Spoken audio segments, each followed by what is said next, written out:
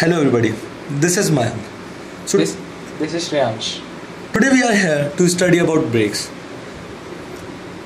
When the cars came into this environment, so there was only this acceleration. So car used to run fast, but there was the need for the brakes. Brakes basically are used to stop a vehicle. So in the history, brakes basically were the friction brakes. So why the friction brakes? Friction brakes are basically those brakes where we use to dissipate the energy in form of friction. Consider this case. This is a vehicle. If this is going fast with some velocity v, so it has the energy mv square by 2.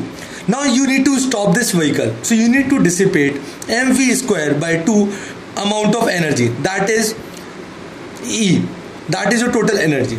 Now how can you dissipate this energy? So there were two types of brakes introduced. Initially there came the concept for drum brakes. So in drum brakes basically there were these padding system, which when brakes were applied, these pads were pushed towards the drum and this was used to stop the vehicle. And later, which we see in today's bikes and cars, in modern cars and modern bikes, is the braking system based on discs.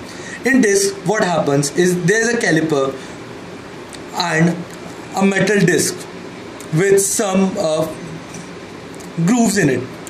These grooves are basically to dissipate energy. Now what happens is when you apply brakes, this calipers comes in contact with the disc, brake disc, and this contact between brake disc and caliper creates an frictional loss of energy, which is when we want to stop this vehicle. So this frictional loss of energy is equals to mv square by 2, which is basically the energy of the bike. Now, due to the current need of energy saving, there comes the concept of regenerative braking. The regenerative braking involves a magnetic disc and some support structure which consists of coils. What happens is there is a magnetic flux associated with the coils, and when these coils come closer, and there is a deacceleration due to the change in flux d phi by dt, which generates EMF in the coil, and this EMF can use to charge a battery. So by this we can use the braking the EMF force to brake the wheel and reduces its speed, and this converts the energy of the wheel when we apply braking into the battery power. So basically what happens is we are saving energy which was lost in braking. So actually how it can be implemented in car, let me show you.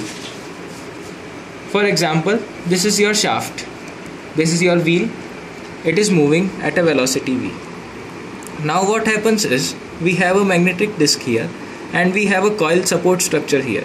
So what happens is when these coil come closer when we apply brakes, and now what happens, there is EMF force which acts against this disc and hence applies a braking force on the shaft. Now what happens is due to a change in flux, these set of coils have an induced EMF which again recharges the battery. So this is storing some energy from braking. Now this regenerative braking has some disadvantages. Actually they are not disadvantages, but these are limitations actually. So what happens is the velocity, if the velocity is very low, then the induced EMF is very low and hence it's not can be put into application. And if the velocity is sufficiently large and we are braking, then the induced EMF decreases with the decrease in velocity due to regenerative braking. And one more thing is when we have regenerative braking, then we cannot completely stop the vehicle, so we require some supplementary friction brakes which help in completely stopping the vehicle. And if the vehicle is at high velocity, the regenerative braking takes time to stop the vehicle.